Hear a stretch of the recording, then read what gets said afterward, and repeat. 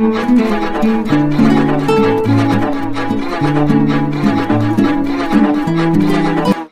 की मुख्यमंत्री इतनी हिम्मत रखती है कि यहाँ इस मंच से कह रही है कि हर एक को मकान देंगे, एक भी झुग्गी को टूटने नहीं देंगे। झुग्गी वासियों के लिए राजधानी दिल्ली से एक बड़ी राहत की खबर सामने आई है। मुख्यमंत्री रेखा गुप्ता ने शुक्रवार को साफ साफ ऐलान किया कि अब शहर में किसी की भी झुग्गी झोपड़ी को तब तक नहीं हटाया जाएगा जब तक वहां रहने वाले लोगों को पक्का और सुरक्षित आवास नहीं दिया जाता।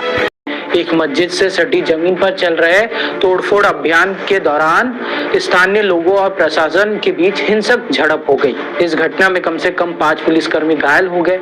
ये कार्रवाई दिल्ली हाईकोर्ट के आदेश के बाद की जा रही थी। पिछले साल नवंबर में हाईकोर्ट ने नगर निगम दिल्ली यानी एमसीडी और लोक निर्माण विभाग को रामलीला मैदान के पास लगभग 40,000 वर्ग फुट की जमीन के अतिक्रमण हटाने का निर्देश दिया था।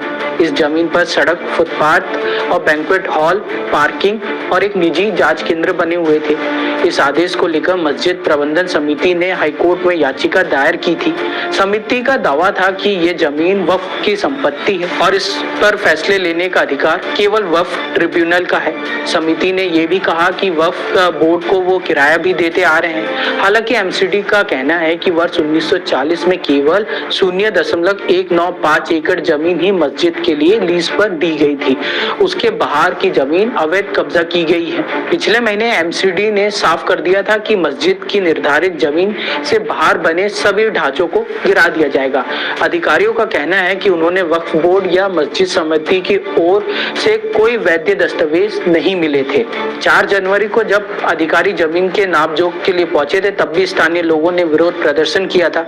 इसके बाद इलाके में पुलिस बल बढ़ा दिया गया था।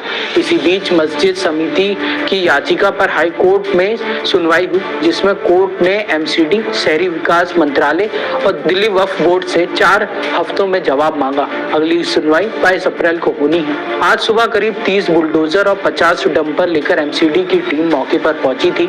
इसी दौरान 25 से 30 लोगों ने पुलिस और नगर निगम कर्मचारियों पर पत्थरबाजी शुरू कर दी। हालात को काबू में करने के लिए पुलिस को आंसू गैस का इस्तेमाल करना पड़ा। इस दौरान एक डिस्पेंसरी और बैंक्वेट हॉल को गिरा दिया गया।